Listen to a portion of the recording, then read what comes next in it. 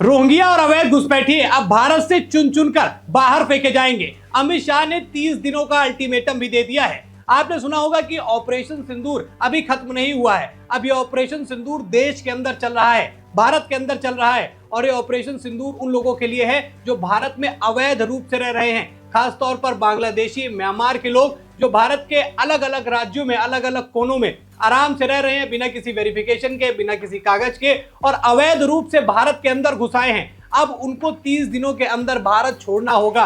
राज्य सरकारों को, केंद्र शासित प्रदेशों को, हर जगह पर यह आदेश दे दिए गए हैं कि 30 दिनों में सारे वेरिफिकेशन कर ले और इन अवैध घुसपैठियों को, रोहिंग्याओं को अब बाहर करना है, क्योंकि ये भारत के अंदर रहकर भारत के लिए नई मुसीबतें खड़ी करने का काम कर रहे हैं। अभी आपने नोटिस किया होगा कि पहलगाम हमले के बाद भारत ने पाकिस्तान में जो पाकिस्तानी जो भारत में रह रहे थे उनको 48 घंटे के अंदर जो है वो भारत छोड़ने के आदेश दे दिए गए थे।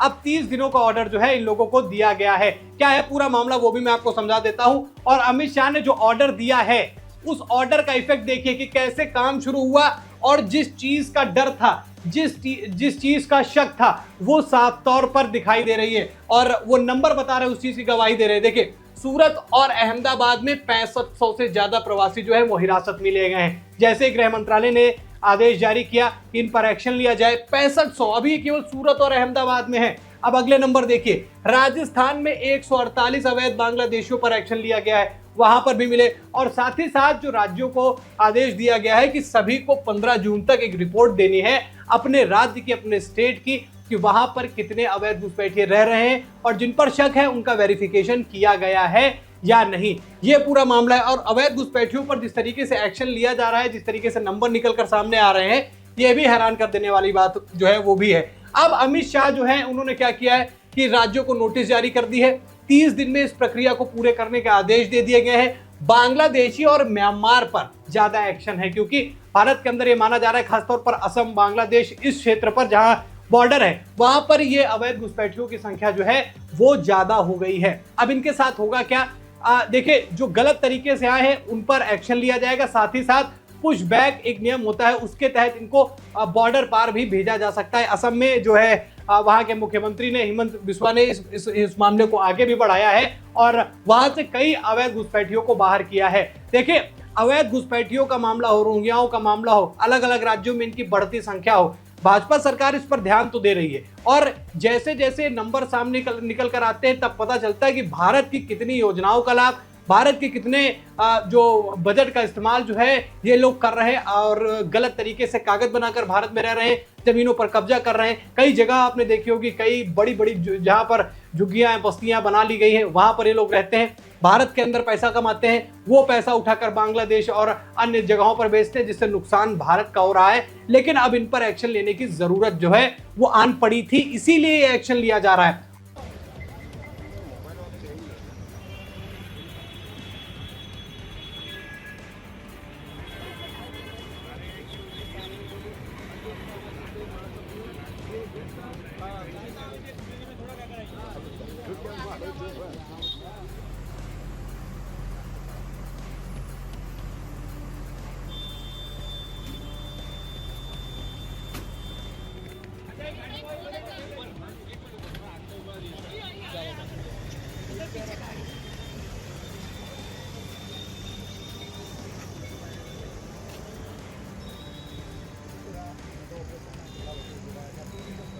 और सबसे बड़ी चीज जो पहलगाम हमले के बाद सबसे बड़ी चीज सामने निकल कर आई कि यह हमला भले ही आतंकवादियों ने किया, 26 निर्दोषों की उसमें जान गई, लेकिन शक यह भी था कि देश के अंदर ही कई ऐसे लोग रह रहे हैं जो भारत में रहकर भारत की बातों को बाहर पहुंचा रहे हैं। और उनमें से ये नाम जो है, सबसे बड़ा नाम रोहिंग्या और ये घुसपैठिए, इन पर ज्यादा शक था, इन पर ज्यादा डाउट था, इसीलिए कार्रवाई जो है वो तेज की गई है। और गृह मंत्री जो है अमित शाह, उन्होंने 30 दिनों का टाइम दिया है कि 30 दिनों के अंदर इस प्रक्रिया को पूरा कर लिया जाए, जिससे देश के अंदर जो इस तरीके के सपोले परप रहे हैं, इनको जल्द से जल्द इनका मुंह कुचल दिया जाए, जिससे आने वाले समय में भारत को कोई दिक्कत ना हो, भारत का जो बजट है भारत के लिए, जो आम जनता के लिए जो तैयार की जाती है चीजें, योजनाएं हैं, उनका लाभ भारत के लोगों को मिले, बल्कि ना कि जो अवैध घुसपैठिए हैं, जो गलत तरीके से कागज बनाकर भारत में रह रहे हैं। आपने कई खबरें सुनी होंगी, मैंने भी इससे कई खबरें बनाई कि अलग अलग जगहों पर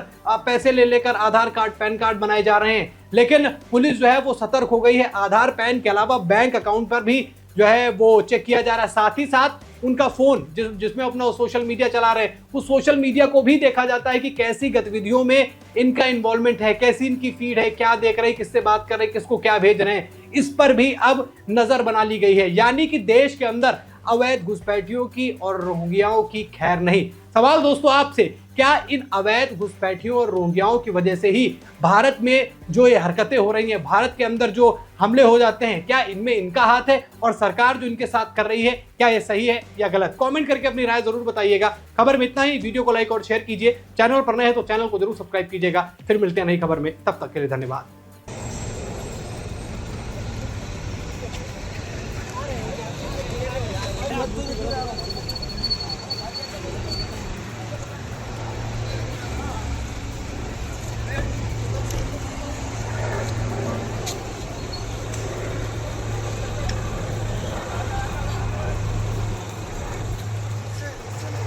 अरे इधर से जानी है, इधर से। अरे इधर से जानी है।